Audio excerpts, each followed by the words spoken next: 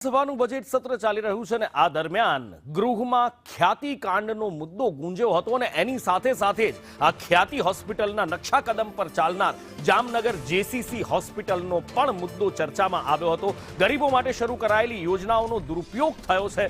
ઘટના સંદર્ભે કરેલી કાર્યવાહી અંગે ગૃહમાં સવાલ ઉઠાવવામાં આવ્યા। કોંગ્રેસના સવાલ પર આરોગ્ય મંત્રીએ જવાબ આપ્યો હતો કે હોસ્પિટલ પાસેથી 8 લાખની રિકવરી કરવામાં આવી છે। જામનગરની હોસ્પિટલના ડોક્ટરને સસ્પેન્ડ કરવામાં આવ્યા છે। કાઉન્સિલમાંથી આ ડોક્ટરને સસ્પેન્ડ કરવામાં આવ્યા હોવાનો આરોગ્ય મંત્રીએ જવાબ આપ્યો।